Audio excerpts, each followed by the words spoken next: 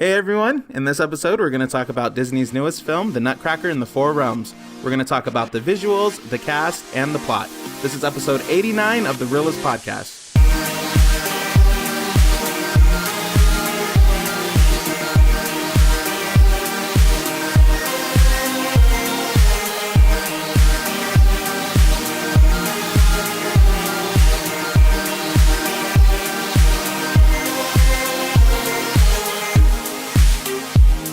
Hello listeners and welcome. My name's Donnie. And I'm Oscar. And we have our producer Ruben. Hello. And this is the Reel-ists Podcast. I felt you were going with that the way you said the Reel-ists Podcast. Right. You know me so well. Thank you guys so much for joining us today. If you are a returning listener, welcome back. If this is your first time, welcome. There's a difference. Right. There's a Either distinct you're welcome difference back there. or you're welcome. Exactly. We want to just remind you guys that we are on social media. We are on Facebook, Instagram, Twitter at Team Reel-ists. That's Team REELISTS, no dash. If you want to reach out, if you want to leave us a comment, if you want to communicate, whatever you'd like to do. You can also drop us a comment on YouTube and on iTunes, not Apple Music. Apple Music coming soon. Wait for my EP. Gonna drop it. Whoa. Gonna drop it pretty soon. This is breaking news for me and Ruben. You know, I always want to say Apple Music for some. Right. I'm like after 89 episodes, and I still want to say that. That's weird. It's like ingrained in my brain. But thank you guys so much for listening. Before we jump into the film that we're going to discuss today, Oscar and I do want to quickly give you guys an update. As many of you guys probably know, if you've listened to our episodes in the past, we are subscribers to AMC A-List. Did I say that right? Yes, A-list stubs. Yes. A-List stub, which is a great subscription. You can go to any AMC theater. You can see 3 films a week for only $19.95 a month. So it's a pretty sweet deal. And because we do this podcast, we see a lot of movies. You can see 2D, 3D, Dolby, Prime, and you name it. Big D, that was one that we talked Was about. that? Yeah. Okay. No, I don't remember. But yeah, I mean, yeah, you can see anything. However, things are changing a little bit because Oscar just got an email yesterday. And it's basically talking about some changes that are going to be coming to this AMC subscription. So, well, the good news, it's kind of portion of it. The first part of that is, I mean, you'll elaborate, but the first part is good news, I guess. Yeah. So the first part is, I'm just going to read the bold part. A-List has become a permanent feature of AMC with all the benefits you have come to enjoy remaining fully intact without any change. Woo! So that's the great news. So there's no surcharge coming for Dolby or IMAX. There's no IMAX, Dolby Cinema, Prime, AMC. Oh, Big D, there it is. You're not losing. you're not losing your and Real D 3D. Yes, Which I don't even know what that is. I guess it's just a better I think version that's of 3D. that's their 3D, right? Because does it say 3D as another option? Oh no, it doesn't. So yeah, that's just their regular 3D. And then so nothing's changed. So like the $5 reward stays the same. Amazing. That's so cool. The $5 reward thing is really cool because, I mean, for as often as we go, like, I feel like every 2 to 3 visits, we get a $5 reward. Yeah. Which is really cool. I got a double shot of espresso when we went and saw a film last week, and it was free because of that. So it's awesome. It gets it more exciting to go see the movie knowing you're going to get a free concession item. Well, Right. not free, but $5 off a concession item. Exactly. So that's the first one. The second change is that I'm just going to read it. You are so important to us that we actually will be enhancing the benefits we offer to A-List members. So what are they doing there, Oscar? They are going to break it down. Put it in words. So the biggest one here is that they're going to allow the minimum age to get an AMC A-List stubs to 16. So it's going to go down from 18 to 16. And they're also going to allow to have one credit card for the household, so all the charges can be off of one debit or credit card. Mm-hmm. So it's going to be much easier for you to check out knowing you can get your entire family's ticket, and it all comes out from the same bill, so you don't have to worry about like, what date does your come out, or which credit card is that one on? Right. On one account. So if you have if you want to have your son or daughter or grandson or whoever go watch these movies, you can pay for it with Yeah. Very cool. And then the third, I don't know. I mean, that is cool. That is really cool. Because at 16, I would have loved that too. And I was just telling my little sister, I was like, you should get that. And then I was like, oh, well, I don't know that you're old enough. But now, Now she She totally is old enough. And the third and final change is we are holding the line on the pricing of A-list. So basically this one is saying that for the 12 months from when you joined, Yes. it will still remain $19.95. Correct. However, after the 12 months, it'll go up a little bit. Depending on your state, Depending on your state. We live in California, so that's one of the 5 states that it goes up the most. But it only goes up to $23.95. Yeah. 24. So $24. So, you know, and only $4 more, which I think is still totally worth it. I mean, you're telling me I can see 3 movies, like one can be in Dolby, one can be in 3D, one can be in IMAX. In that week. And I could do that like 4 times in a month for only $23.95 after the 12 months. You're still paying for just you're practically paying like one good IMAX movie for 12 movies. Yeah. Yeah. Pretty much. So it's like still a sweet deal. You know, we kind of figured, I mean, some changes would start, you know, rolling out here pretty soon. But I mean, those aren't bad changes. I mean, obviously nobody wants to pay more, but I don't think anyone's upset. I don't think anyone's dropping AMC like that just because they have to pay $4 more. Maybe there's a couple of people. But it's after your 12 months too. So yeah, if it launched late June, so at the very least, all the way in through the middle of summer, you would get your movies still at $19.95. Right. So those are the changes. Nothing too drastic, and we're still riding pretty hard for AMC stubs. We still really love the subscription. We think it's great. You get such a bang for your buck. If you guys have ever been curious to try it out or interested to try it out, I definitely urge you to do it because I think it's just great, especially if you love movies. And even if you only go once a week, even if you only go, I'd say, what would you say, like twice a month? Yeah. Even if you only went twice a month, it would pay for you'd be paying for it. Like it would pay for itself. So, but you get to go 12 times a month, so that's pretty sweet. So that's our update, and if anything else comes out, we'll update you again. And sadly, no, we are not sponsored by AMC. Not yet, but fingers crossed. Right. Hopefully this passes through the ears of some people in the AMC offices. That was free publicity right there. Right? I know. I'm telling you. You guys are welcome. Right, AMC, you're welcome. All right, so I guess we can jump right into this film, Oscar, that we saw. Yes. You, me, and Spoiler Ruben. time. Yes, spoiler alert. If you haven't seen it, you already know what to do. So this is Disney's The Nutcracker and the Four Realms. So, Oscar, I'm going to throw this to you, man. What did you think? Give us some quick thoughts. All right, so I will say for this movie, this one definitely was one that my expectations were low going into it, and it actually kind of met those low expectations. Not much came out of it that really surprised me. There was a nice few things that were cool to see, and the visuals were probably the best thing about this movie. But yeah, you would think that Disney might be able to tell this kind of story down pat. For some reason, they just kind of were unable to put that charm, put that like spectacle that really makes it stick with you.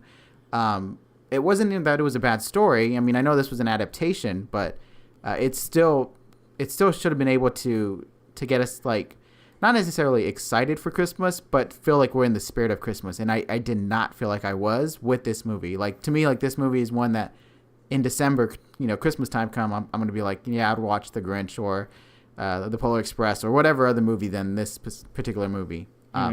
So it's one of those that, ultimately just didn't exceed expectation. So it's kind of just like I got exactly what I was expecting, and it wasn't all that much that I can say positive about it. But things that worked and things that didn't work, just like with every movie, but this one just had a lot more that didn't work. All right. Dropping truth bombs over here. They got to know. They got to know. Right? We don't call ourselves the Reel-ists Podcast for nothing. All right. IMBD says, young Clara needs a magical, one-of-a-kind key to unlock a box that contains a priceless gift. A golden thread leads her to the coveted key, but it soon disappears into a strange and mysterious parallel world. In that world, she meets a soldier named Philip, a group of mice, and the regents who preside over 3 realms. Clara and Philip must now enter a 4th realm to retrieve the key and restore harmony to the unstable land. I'll tell you what, and I don't like to rag on movies, but I'm gonna be honest here. I had no expectation for this film. I didn't even really want to see it. talking about me dropping the joke. I know. You got your nerve. I didn't really want to see it, but then I was like, why? You know, sometimes when I say that about a film, I go in thinking one thing, and then I come out and I love it. You know, like I've had that happen before. Or at least pleasantly surprised. Exactly. But I wasn't pleasantly surprised by it. Let's just be honest. Like, I got what I thought I was gonna get. I thought I was gonna get like a soft story. I thought it was just I'm sorry. I'm trying to find my words here. What I honestly was expecting was like a cheap knockoff of the Chronicles of Narnia, and that's kind of what I feel like I got a little bit. Like this little girl, she goes into this like, you know, like make-believe land or whatever, and she encounters these characters, and there's this, you know, evil whatever trying to stop her, and she has to like go, you know, do this and do that to save the land and everyone that inhabits it. And it's like, that's kind of like, it was like a general type of story. Like there was nothing super unique about it. There was nothing super like clever or like, oh my God, I love that. Like it was just like a textbook kind of, that kind of story. Very textbook. Like a child's fable, you know, that you like, don't expect from Disney. Like no. you can see that like this was like a not from Disney. Like, I could see if this was like another like Lionsgate or, you know, something like along those lines that aren't too well known for that. Yeah, I can see that. But yeah, Disney that's kind of surprising. But yeah, I mean, I really was like, and that's another thing too. Speaking of, I mean, not only it had the name Disney on it, it had like all-star. It had a lot of A-list names in there. It had Keira Knightley. It had Eugenio Derbez. Yes, did I say his name right? It had Morgan Freeman. Mm-hmm. It had, let me pull it Helen Mirren. Yep. I mean, it had some heavy hitters. And it had Misty Copeland, who a lot of people I don't think knew. We just kind of recently learned who she was, but she was like she gave me one of my favorite scenes in the film. Yeah. And she didn't. I mean, she was more so just there for like the ballerina dance sequences, really. But yeah, I mean, those are just. I was a little disappointed by it, I guess. And this is kind of not a good look for Disney. They're 0-2 for their fantasy adventures that are not like well-known properties. So A Wrinkle in Time was a miss. Yeah, man. This one was a miss. A Wrinkle in Time, yeah. I mean, I didn't like that one either. Do you like Disney? I do. I love Disney. Maybe I mean, but these ones are just. I don't know. So yeah, that's kind of sad that they don't seem to get this part of it. Yeah, and I don't know if it's a live action thing that they're struggling with, because it's live action. They don't know how to make it work. Mm-hmm. There should be some legit concerns for Mary Poppins Returns. But I'm excited for that one, and I haven't even seen the first. But that's where Disney gets its like, if it's a well-known IP, like something that we already love, like you know, Aladdin, Lion King, Mary Poppins, those things, already has the benefit of you're gonna get people to go see it. Yeah, we're just gonna be hoping that it's as good as what we have already known. And so, like, they've been doing well with that. Cinderella, Beauty and the Beast, mm-hmm. Jungle Book. Yeah. So those kind of, like, adaptations have been well done in live action. Things that have been trialed and tested. Yeah, but, like, A Wrinkle in Time and the Nutcracker and the Four Realms. And you could probably go back to some of the other ones, like Tomorrowland and other of the I really like Tomorrowland. I just want to throw that out there. So there is one that you like. Yeah, see, it's not. Yeah, I like Disney films. But, they've been more misses for their live action mm-hmm. Than for their non-strong IP characters. So yeah. What's IP? Intellectual property. So okay. Yeah. Did you know that, Ruben? Oh, okay, I was the only one. Now you know. I'm sure there are some listeners who didn't know that either. I was just asking on their behalf, guys. I really knew what it was. I really did. No, but I mean, this film wasn't all bad. It had some good things to it. The visuals were pretty good. Yeah. Oscar, you liked them. I really felt like, yes, we were in a different world. We weren't in any kind of well-known areas. The forest, the castle. Yeah, I thought that was really well done. I will agree with that. And I really did think that. I mean, I really felt like I was in another world, just like you said. One of the things that was like, it kind of grossed me out, but what I thought was really, really cool visually was all of the mice. That it was like the mice were kind of moving as this one being in that realm, in that world. Yeah. And it was super creepy, and like, because they're like, it's a bunch of little mice, and it's like when they grab you, they're like essentially running all over your body, and it's disgusting, but it looked very, very well done. Well done. Like it gave you chills. I can't even talk. I can't even get my words out. Oh my god! I thought we were playing the game while I'm filling in the words for you. It elicited like a response from me, you know. Like it didn't look like cheap or like, oh, this is whack. Like it looked really, really. And they're clowns too. Yeah, and that was another one. Like, so this. See this? I feel like this film was bordering like freaking a horror film, because there was a scene in there. It was in the realm of Mother Woods, Ginger. Yeah.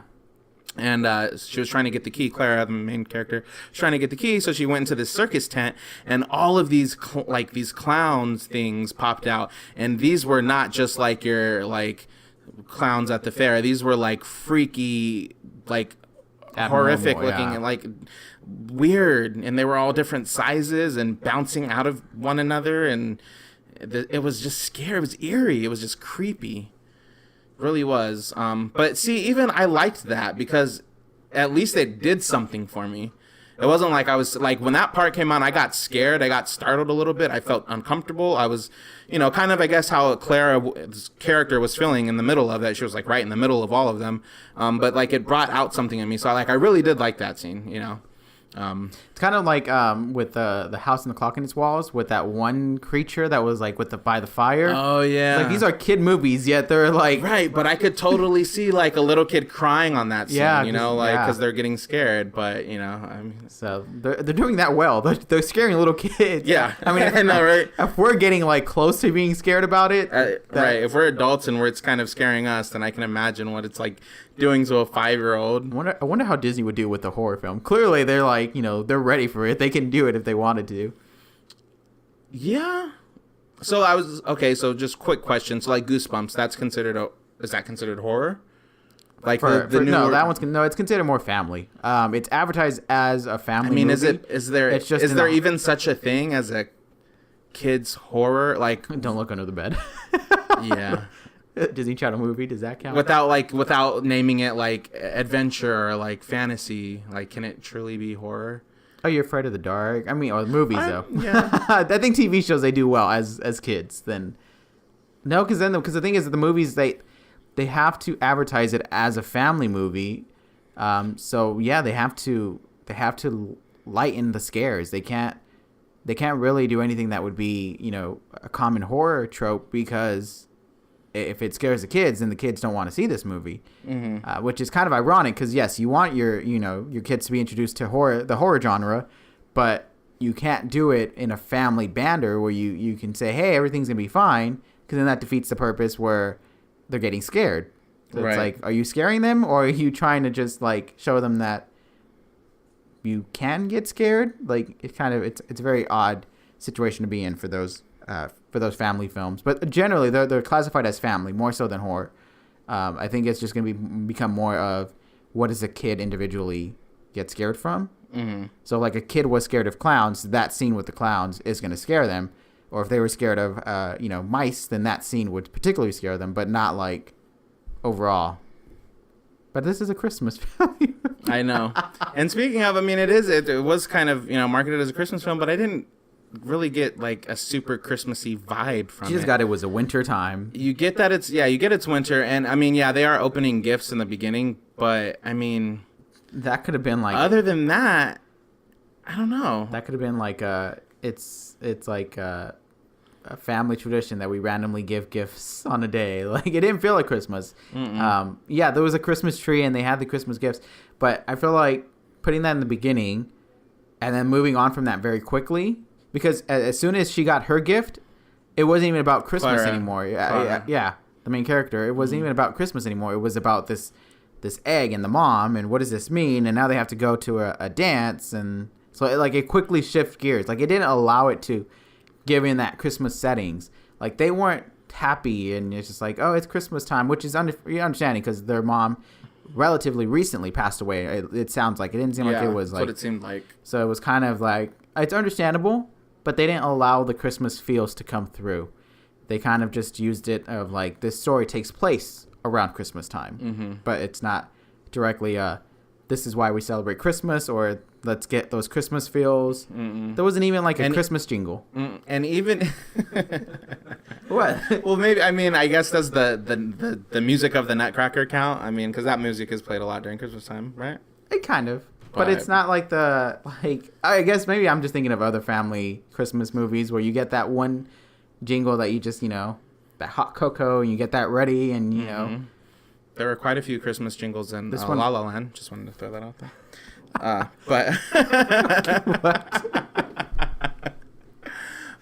Yeah, no, totally. And it's like, I feel like you got the Christmas, the vibes of Christmas time, like at the beginning when they were opening presents. And then at the very, very end when they were doing the ballet, the little ballet sequence that we saw at the very end right before the credits. Yeah. Because you associate that with the Nutcracker. Yeah. So one thing I wanted to point out too was like the whole thing, and this is just a little tiny thing, but the dad wanted a dance with the daughter, and I'm trying to understand, does that specifically pertain to like the story of the Nutcracker? Do we know? Because it seemed like that was like a big focus, like I want to dance with you, and then like when she disappeared from for a little bit and came back and he was mad at her because they didn't get to dance, and then at the end, jumping to the end, they wrap up the film with her dancing with her father. So I was just trying to understand what the relevance of that was or the importance of it, but I don't know, maybe it was just literally something they just said. I don't know why, now that you mention it. I don't know. It just seemed like they were trying to make it a big deal. But, it is what it is. But this movie, that was... I think maybe, if anything, it was a homage to how the Nutcracker is more known as like a ballad kind of performance. Yeah. So if anything, maybe that was just kind of like the nod to it. Maybe. Because, of course, this movie wasn't going to be about dance. It was going to go on its own fantasy adventure. But right. So if that's what I would assume. Exactly. Kind of just like that homage of where the roots, honoring its roots. Exactly. So this film had some interesting characters in it. We had Keira Knightley playing the Sugar Plum Fairy. We had Eugenio Derbez. I feel like I'm just butchering his name every time I say it. I do apologize. Eugenio Derbez. Eugenio Derbez. There you go. That better? Redeemed. He's happy. He's smiling. He's listening to this episode smiling. Right. And he played the Flower Realm something. Morgan Freeman played Drosselmeyer. Helen Mirren played Mother Ginger. Some definitely interesting characters. I will say up until the point. Well, I did like the Sugar Plum Fairy. I thought she was annoying at first, because she was super super bubbly and like talked like a baby. I feel like this like just annoying high pitched voice, and then midway through towards the end of the film, it turns out she was like the villain. She had bad intentions. So then she changed into this kind of I can't say the word, but like a mean girl type of role. And then I liked her even more. I thought her character was even. I was like, then I obviously I didn't want her to win because she was the bad guy. But like, I was slightly rooting for her under the surface a little bit because I don't know. I was kind of digging it. I mean, for me personally, to me, it's just the character itself just didn't have any depth. It was just playing that obvious sweet character until the twist where then it's actually evil. So to me, it was just like, okay, I understand that's your trait, that's your personality, but what her motivation for going evil was very very dry. Of just like we were abandoned. She felt abandoned by the mother, who was the one who created the world. But why did that impact you? Like, give me more than just that simple statement. Why did that mean it so much to you? Were you, did she say like you'll be fine, you'll be protected, and then you got hurt? Like, what was the cause for that? So it was very dry in its like reveal of, oh yeah, your mother left us and never came back, so I'm gonna take it upon myself to make this big decision. So it's kind of that, it's odd. And the fact that the other two, I'm just gonna go with protectors, realms of the realms. Yeah, they were pretty much. The fact that they were kind of clueless and they never picked up on her evil, like any evil intentions, to hide it that well, where you're like gonna just be randomly and then it's gonna surprise everyone, was kind of just, wouldn't have like slipped a little bit where you're just like, well, we don't need the queen, we don't, we can move on. Like, I don't know, it just didn't feel like it was a natural twist. It felt like it was one of those where it's just like, you thought it was gonna be Mother Ginger. Yeah, which we did. I mean, I did. I maybe I just wasn't paying that much attention, but I did think it was gonna be her. And then they switched it up, and it was Sugar Plum Fairy, and I was like, what? They should have. If anything, this is again, if you're introducing your kid or someone to movie 101, like what to expect, like beats and like what a surprise twist is. Mm-hmm. This is a great example to use. Right. Which then again, it's not the great example to use because it's not a great movie. It's kind of. I didn't say it. You said it. No, I was kidding. We both said it in one way or another. It's just like it's when you tell someone like to watch a movie to kind of like I don't know how many times you actually tell someone to watch a movie to kind of know what a movie is. I don't think you usually recommend a good movie, right? Yeah. So if it's like, if you really want to see what a movie truly can do to you, watch this excellent film. I don't think anyone would be like, you need a beginner movie? Here, watch the Nutcracker in the Film. You want Realms. something a little mediocre?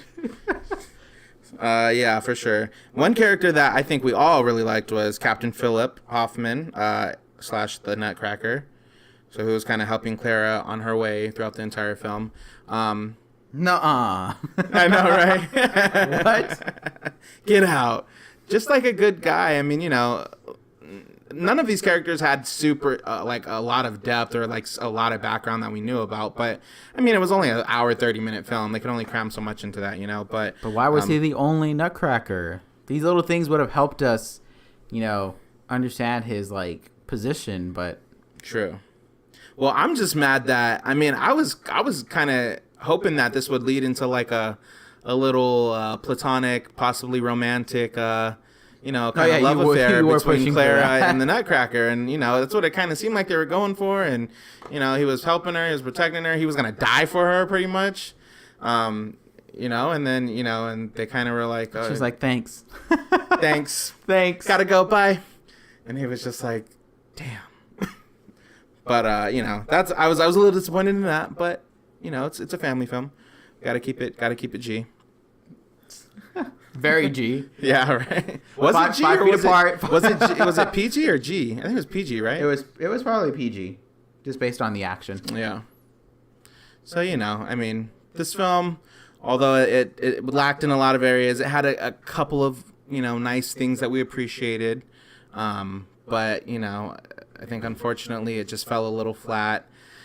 And I think with Disney's name on it, I think the expectations were a little... Well, mine's weren't, because like I said, I didn't really have much motivation to even see it. But I think maybe a lot of people did, but it fell a little flat for some folks.